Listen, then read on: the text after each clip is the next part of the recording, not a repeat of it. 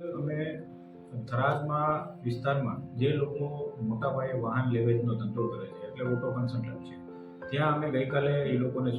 ચેતવણી પણ આપેલી હતી કે ભાઈ તમે અત્યારે કલેક્ટર સાહેબનું જાહેરનામું છે અને જાહેરનામાનો ચુસ્તપણે અમલ થાય, તેની શરતોનું પાલન થાય એ પ્રકારે રજીસ્ટરો રાખજો, એના બધા કાગળો રાખજો. અને એવી અમે સૂચના આપ્યા પછી આજરોજ અમે ડ્રાઈવ ચાલુ કરેલી છે અને આ ડ્રાઈવ લગભગ આશરે 1-2 મહિના સુધી ચાલુ રહેશે. હવે આ ડ્રાઈવની અંદર અમે એવું હોય છે કે અમે ઓટો કન્સલ્ટન્ટ જેટલા છે જે વાહન લેવેચનો ધંધો કરે છે તેને ત્યાં જઈએ છીએ, તેના રજીસ્ટરો ચેક કરીએ છીએ અને જે ગાડી વેચાવા માટે આવેલી છે તેના ડોક્યુમેન્ટ્સ બરાબર છે કે કેમ, અને જે ગાડી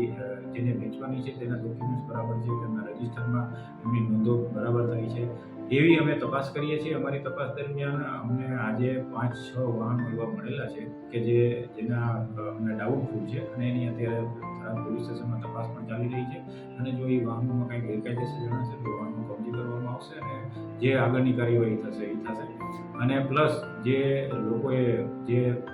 ઓટો કન્સલ્ટન્ટ છે જેણે કલેક્ટર સાહેબના જાહેરનામાનો ભંગ કર્યો છે એના વિરુદ્ધ પણ કાયદેસર કાર્યવાહી કરવામાં આવશે. સાથે સાથે અમારી ટ્રાફિક ડ્રાઈવ પણ અમે ચાલુ કરેલી છે કે જે લોકો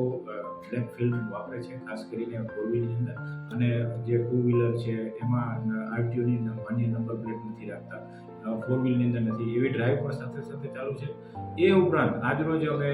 થરાદ વિસ્તારમાં આવેલી જે બોમ્બે માર્કેટની અંદર સ્પા સેન્ટરો છે, આ સ્પા સેન્ટરોની પણ મુલાકાત લીધી અને સ્પા સેન્ટરો કેવી રીતે ચાલે છે એના બધા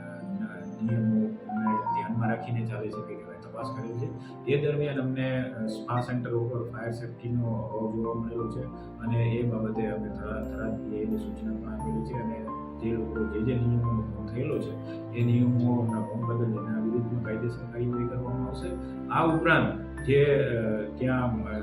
લોકો કામ કરે છે, જે નોકરી કરે છે, આ નોકરીના આધાર કાર્ડ, એમના જે વતન છે એ દિશામાં પણ તપાસ કરવામાં આવશે કે ખરેખર ત્યાંના રહેવાસી છે કે કેમ, એ દિશામાં તપાસ થશે. અને જે લોકો પોલીસને જાણ કર્યા વિના આ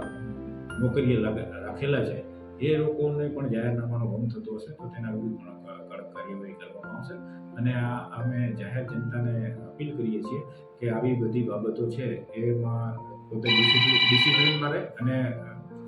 પોલીસને પણ સાથ સહકાર આપે, જેથી કરીને